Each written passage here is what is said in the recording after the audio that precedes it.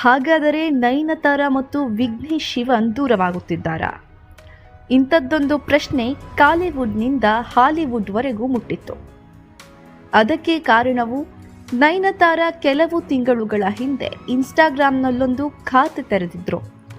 ಆ ಖಾತೆಯ ಮೂಲಕ ತಮ್ಮ ಹಲವು ಫೋಟೋಗಳನ್ನು ಶೇರ್ ಮಾಡುತ್ತಿದ್ರು.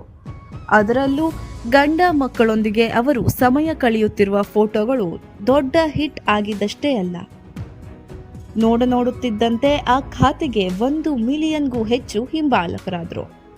ಅದರಲ್ಲಿ ಆಕೆಯ ಪತಿ ವಿಘ್ನೇಶ್ ಶಿವನ್ ಸಹ ಒಬ್ರು.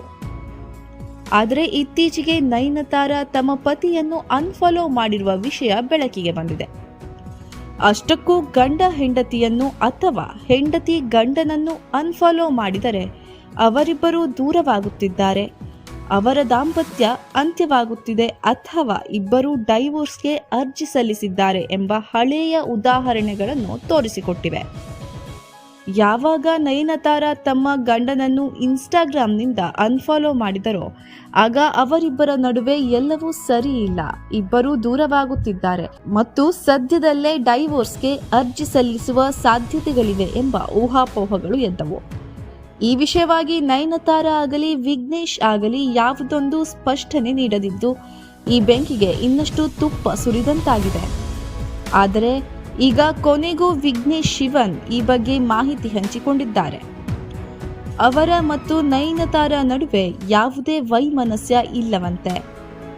ಅವರಿಬ್ಬರು ಅನ್ಯೋನ್ಯವಾಗಿ ಬಾಳುತ್ತಿದ್ದು ಒಂದು ತಾಂತ್ರಿಕ ಕಾರಣದಿಂದ ಇಷ್ಟೆಲ್ಲ ಆಗಿದೆಯಂತೆ. ಈಗ ಸಮಸ್ಯೆ ಬಗೆಹರಿದಿದ್ದು ನಯನತಾರ ಅವರ ಹಿಂಬಾಲಕರ ಪಟ್ಟಿಯಲ್ಲಿ ಮತ್ತೆ ವಿಘ್ನೇಶ್ ಶಿವನ್ ಸೇರಿಕೊಂಡಿದ್ದಾರೆ. ಈ ಮೂಲಕ ಪ್ರಕರಣ ಸುಖಾಂತ್ಯವಾಗಿದೆ. ಒಂದು ಸಣ್ಣ ತಾಂತ್ರಿಕ ಕಾರಣ ಒಂದು ಒಳ್ಳೆಯ ದಾಂಪತ್ಯಕ್ಕೆ ಹೇಗೆಲ್ಲ ಹುಳಿ ಹಿಂಡಬಹುದು ಎಂಬುದಕ್ಕೆ ಈ ನಯನತಾರ ವಿಘ್ನೇಶ್ ಪ್ರಕರಣವೇ ಸಾಕ್ಷಿ.